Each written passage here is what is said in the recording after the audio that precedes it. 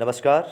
एक बार पुनः स्वामी विवेकानंद विद्यालय बरुवार हरदोई के आधिकारिक यूट्यूब चैनल विवेकानंद क्लासेस में मैं आकाश त्रिपाठी अंकित आप सभी का हार्दिक स्वागत करता हूं। एक बार पुनः मैं कुछ महत्वपूर्ण प्रश्नों के संकलन के साथ मैं आपसे जुड़ रहा हूं। आइए आज का सेशन प्रारंभ करते हैं। आपके सामने पहला सवाल है, जीव विज्ञान शब्द का प्रयोग सर्वप्रथम किसने किया था? ऑप्शन पहला है लैमार्क एवं ट्रेवेरनस ने, दूसरा वान माल ने, तीसरा पुरकिंजे ने, चौथा अरस्तु ने। तो आपको बता दूं, जो विज्ञान है या जीव विज्ञान, इसके जो जनक हैं, इसके जो फादर हैं, वो अरस्तु को कहा जाता है। अरस्तु जो हैं वो जीव विज्ञान के जनक के रूप में जाने जाते हैं। लेकिन जीव विज्ञान शब्द का सर्वप्रथम प्रयोग, जिसको अंग्रेजी में हम बायोलॉजी बोलते हैं, जीव विज्ञान को हम अंग्रेजी में बायोलॉजी कहते हैं, बायोलॉजी शब्द का सर्वप्रथम प्रयोग जो है वो लैमार्क और ट्रेवेरनस ने किया था। बायोलॉजी जो था, बायोलॉजी शब्द जो दिया था वो लैमार्क एवं ट्रेवेरनस ने दिया था। इसलिए इसका आंसर सही हो जाएगा, पहला ऑप्शन सही हो जाएगा। पहला ऑप्शन इसका सही हो जाएगा कि जीव विज्ञान शब्द का सर्वप्रथम प्रयोग लैमार्क एवं ट्रेवेरनस ने किया था। आगे बढ़ते हैं। दूसरा सवाल, किस रूप में पची हुई प्रोटीन का शरीर में संचरण होता है? तो मैंने कई बार आपको बताया है कि जो हमारा शरीर है उसमें टूट फूट की मरम्मत के लिए, नई कोशिकाओं के निर्माण के लिए प्रोटीन बहुत ही महत्वपूर्ण होती है। प्रोटीन नई कोशिकाओं के निर्माण, टूट फूट की मरम्मत के लिए बहुत ही आवश्यक होती है।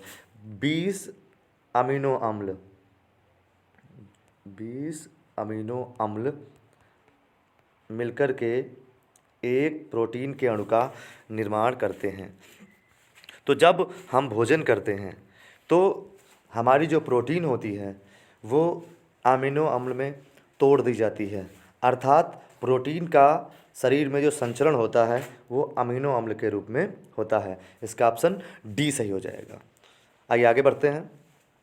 तीसरा सवाल, एंटीबायोटिक्स अधिकांशतः पाई जाती हैं। तो सबसे पहले ये जानना जरूरी है कि एंटीबायोटिक्स क्या होते हैं।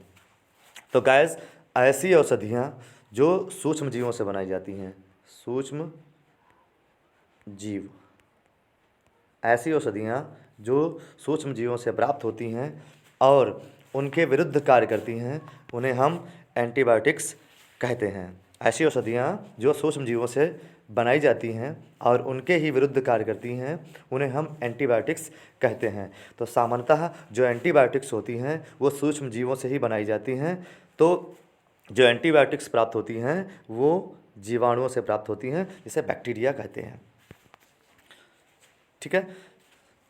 जो पहली एंटीबायोटिक्स थी वो पेनिसिलिन थी, जिसकी खोज अलेक्जेंडर फ्लेमिंग ने की थी। आगे बढ़ते हैं। चौथा सवाल है, निम्न में से कौन सबसे छोटा जीव है? यहाँ पे सबसे छोटे जीव का नाम बताना है। ऑप्शन पहला है माइकोप्लाज्मा, दूसरा है ईस्ट, तीसरा है विषाणु और चौथा है जीवाणु। तो ईस्ट जो है वो सामान्यतः बहुकोशिकीय होते हैं और जो विषाणु होते हैं उनको सजीव और निर्जीव के बीच की कड़ी कहा जाता है।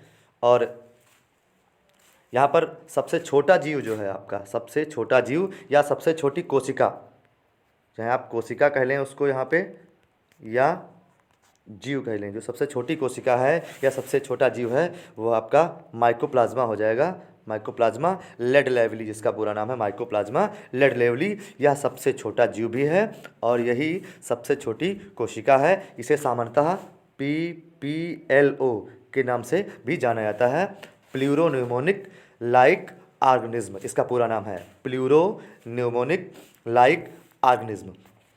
आगे बढ़ते हैं। अगला सवाल, मनुष्य के मस्तिष्क की सबसे बाहरी झिल्ली है। यहाँ पे आपको जो मनुष्य का शरीर है उसकी जो सबसे बाहरी झिल्ली है उसका नाम बताना है।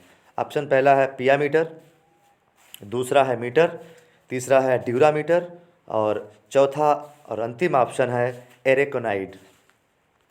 तो आपको बताना चाहूँगा कि जो मानव मस्तिष्क है उसका जो भार होता है वो सामान्यतः 1450 ग्राम के आसपास होता है। तो आप ये कह सकते हैं कि 1400 ग्राम लगभग हमारे मस्तिष्क का भार होता है। इसकी सबसे जो बाहरी झिल्ली होती है, आउटर मेम्ब्रेन, आउटर लेयर जो होती है, उसे हम ड्यूरामीटर कहते हैं। इसलिए इसका ऑप्शन सी सही हो जाएगा कि मस्तिष्क की सबसे जो बाहरी झिल्ली होती है उसे हम ड्यूरामीटर कहते हैं। आगे बढ़ते हैं। मनुष्य में मुख्य श्वसन अंग क्या है? ऑप्शन ए फेफड़ा, ऑप्शन बी नाक, option C trachea, option D क्लो। तो गाइस, जो हमारा श्वसन तंत्र होता है, श्वसन तंत्र को हम दो भागों में बांट सकते हैं। एक तो हो गया, एक हो गए सहायक अंग और दूसरा हो गया मुख्य अंग। ठीक है, तो यहाँ पर जो ट्रैकिया है और नाक है, ऑप्शन में जो दिए गए हैं ट्रैकिया और नाक, ये जो हमारे हैं ये सहायक श्वसन अंग हैं, ये हमारे सहायक श्वसन अंग हैं। लेकिन जो फेफड़े हैं वो हमारे प्रमुख श्वसन, तो फेफड़े जो हैं वो हमारे मुख्य अंग हैं और ट्रैकिया तथा नाक जो कि सहायक अंग हैं। तो इसका ऑप्शन जो है वो ए सही हो जाएगा कि हमारा या मनुष्य का मुख्य श्वसन अंग क्या है? फेफड़े, जो कि सामान्यतः गुलाबी रंग के होते हैं।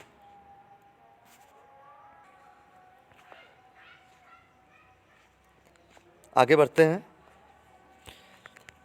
7वां प्रश्न है, फेफड़े का आकार कैसा होता है?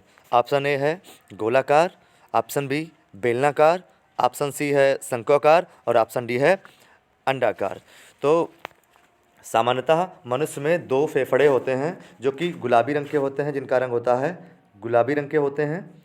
ठीक, और जो हमारे प्रमुख श्वसन अंग हैं इनका ये जो होते हैं सामान्यतः ये शंकु के आकार के होते हैं, इसलिए इसका ऑप्शन सी सही हो जाएगा। आगे बढ़ते हैं। 8वां सवाल आपकी स्क्रीन पर है कि भोजन का पाचन किस प्रकार की अभिक्रिया है? तो जैसा पिछले वीडियो में हमने आपको पढ़ाया था कि श्वसन जो होता है वह एक ऑक्सीकरण प्रक्रिया है। ऑक्सीकरण प्रक्रिया का तात्पर्य है ऑक्सीजन की उपस्थिति में होने वाली प्रक्रिया या अभिक्रिया। तो यहाँ पे ऑप्शन 4 दिए हुए हैं। पहला ऑप्शन है उपचयन, दूसरा ऑप्शन है संयोजन, तीसरा ऑप्शन है अपचयन और चौथा ऑप्शन है विस्थापन। तो श्वसन एक ऑक्सीकरण प्रक्रिया है,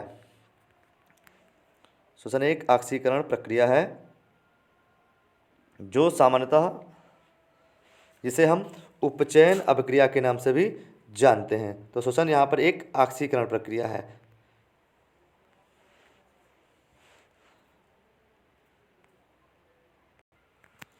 तो इसका ऑप्शन ए सही हो जाएगा।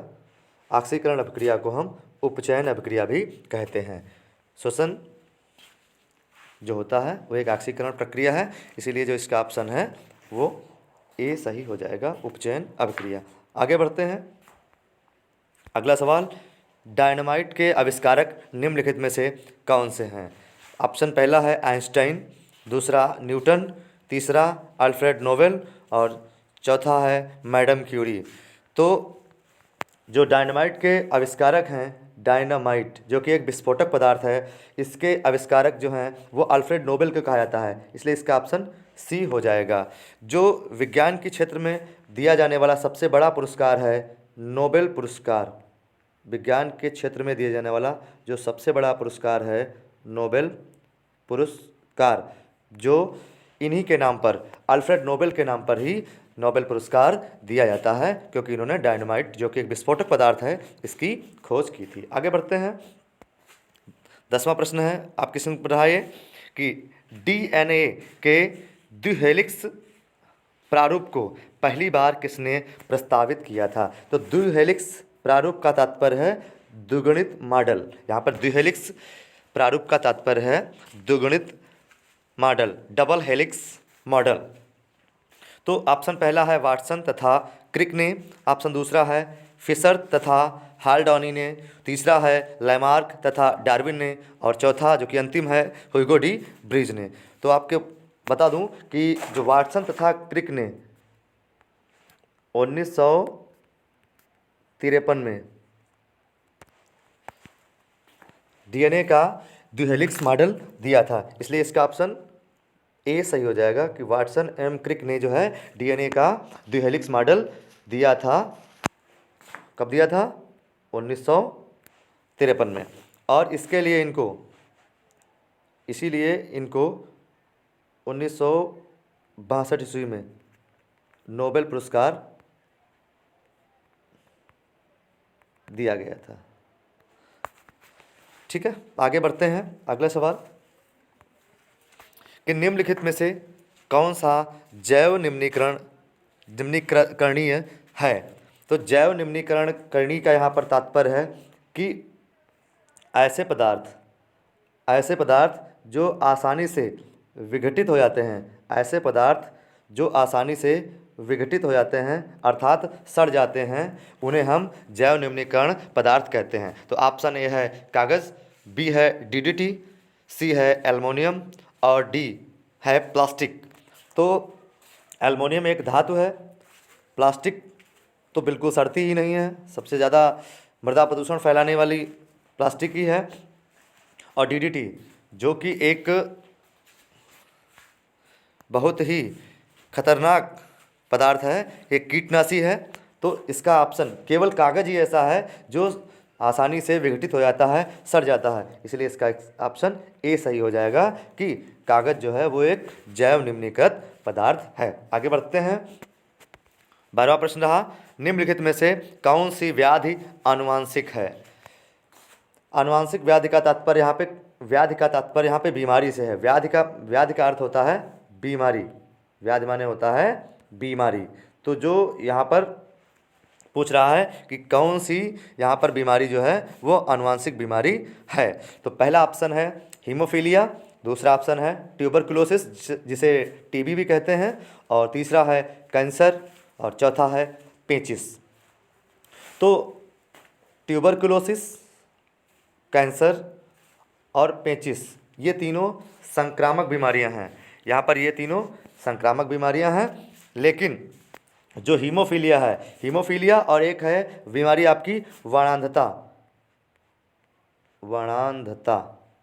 ये जो दो बीमारियां हैं आपकी, ये दोनों आनुवांशिक व्याधियां हैं, इसलिए इसका ऑप्शन ए सही हो जाएगा। आगे बढ़ते हैं। अगला सवाल, निम्नलिखित में से कौन एक भारत का राष्ट्रीय जलीय प्राणी है? ऑप्शन पहला है, यहाँ पर राष्ट्रीय जलीय प्राणी पूछा जा रहा है कि कौन सा जो है राष्ट्रीय जलीय प्राणी है भारत का। ऑप्शन ए खारे पानी का मगर, option B olive ridley turtle जिसको कुर्मु के नाम से भी जाना जाता है, और ऑप्शन सी है गंगा की डॉल्फिन, और ऑप्शन डी है घड़ियाल। तो जो गंगा डॉल्फिन है यह हमारा राष्ट्रीय जलीय जीव है, इसका ऑप्शन सी सही हो जाएगा। यह 5 अक्टूबर 2009